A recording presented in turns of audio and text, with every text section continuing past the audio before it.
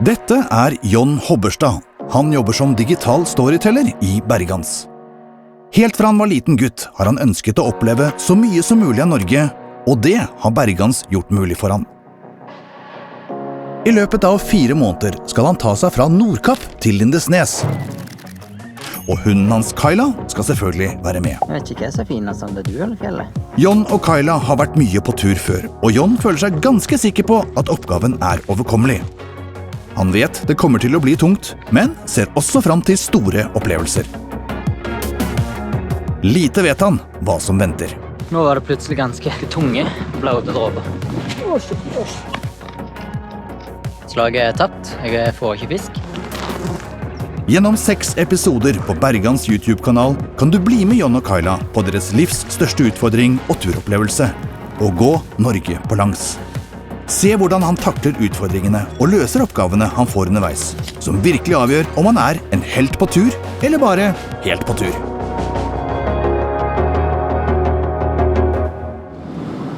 Nå skulle endelig eventyret starte.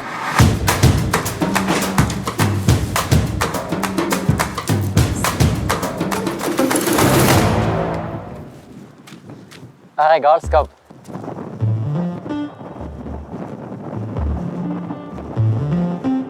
Vi på Nordkapp nå og skal gå Norge på langs. Vi skal gå ned til Lindesnes.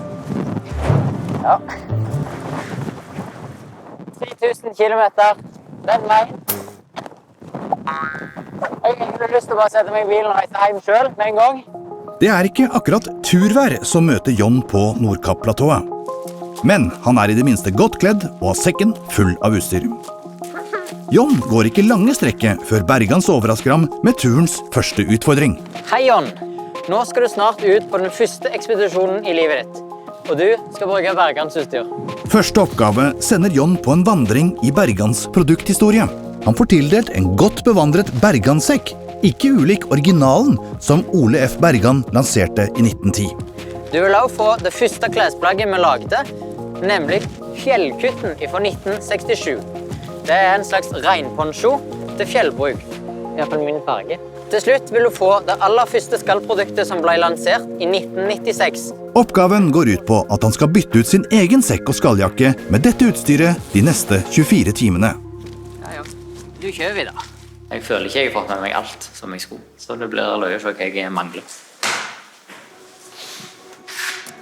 Første mål for John og Kyla å bevege seg langs veien, over vidda og ned til Alta. Cirka 23 mil fra startpunktet. Det ikke så langt igjen. 2990 kilometer, eller sånn. 95. Som selverklært eventyrer og friluftsmann har nok John sett for seg at denne turen skal han klare uten de helt store problemene. Men allerede etter 2 kilometer må John slå leir. Kanskje har han overvurdert seg selv. Satser på at dette ikke været vi skal ha hele turen. I så fall så kommer jeg til å slite med å fullføre. Men, det tross alt Norge vi bor i, så da må en vel egentlig bare lære å leve litt mer det været han får.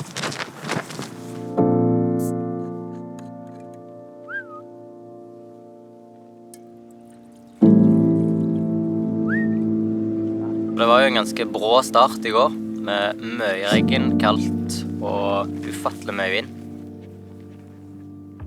I dag målet å komme seg litt lenger enn planlagt, rett og slett fordi vi ikke kom så langt som vi hadde tenkt i går. Det ligger jo an til å bli en ganske bra dag da. Og hvis jeg får lagt bak meg en 8-10 timer med gåing, så kommer jeg kanskje litt lenger enn jeg hadde tenkt. I dag blir det veldig mye vei, rett og slett for her ute på Magerøy, så ja, så er det enkleste. Hva sier du, Kalle? Må vi fortsette litt til? Vi må ned til det vannet, så vi kan ta et bad. Du kan bade i hvert fall. Bare noen måneder før vi skulle ut på denne turen, ble Kyla påkjørt. Det var en stor operasjon og mange turer inn og ut av dyresykehuset. Etter flere måneder med fysioterapi og trening for å få labben tilbake igjen, fikk vi til slutt klarsignal fra dyrlegen om at Kyla var klar. Kyla godt vant med å være på tur i utfordrende terreng. Men nå skulle det være spennende å se om hun ville klare å gjennomføre denne turen med meg.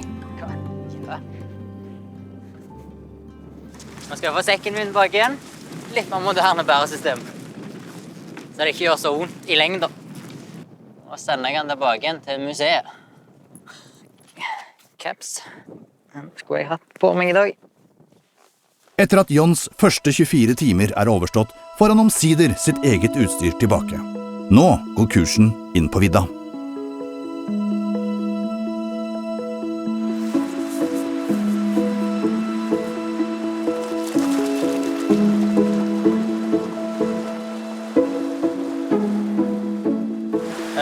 Vi skal liksom opp og over haugen der borte til den steinen helt ytterst, og så fortsetter stien videre derifra.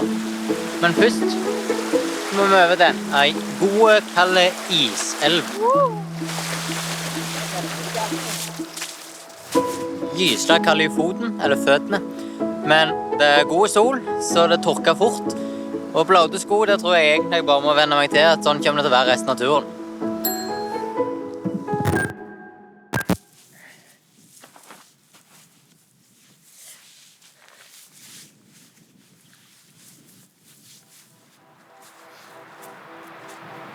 Nå når jeg da er i camp, så får jeg liksom tenkt litt over hvor ensomt det plutselig blir. Og i alle fall nå de neste 5 dagene som jeg skal over fjellet, og ja, ikke kommer til å se folk. Jeg er jo på tur alene, så selvfølgelig blir det ensomt. Men jeg hadde ikke trodd at det skulle være et problem da.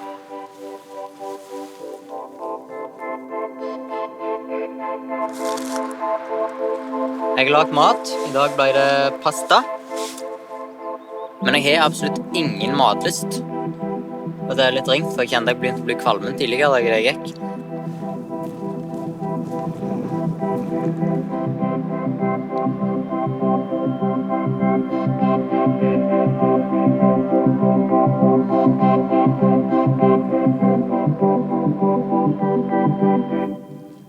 Og de sier jo, de som har gjort dette før da, at det er den første 1 til 2 ukene som er verst da. Som jeg kan forstå veldig godt. Da blir det liksom, det er da du tar den største forandringen.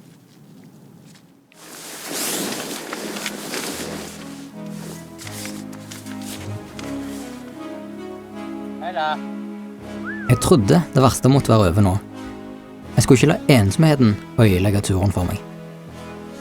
Jeg måtte bare bite tennene sammen og fortsette fremover. Jeg skulle klare dette. I neste episode. Kayla, hun kunne ikke bare sitte oppe på den vognen, hun måtte ha et bur. Litt kjipt å se at det fortsatt er ganske mange høydemeter igjen. Her er det helt syk utsikt.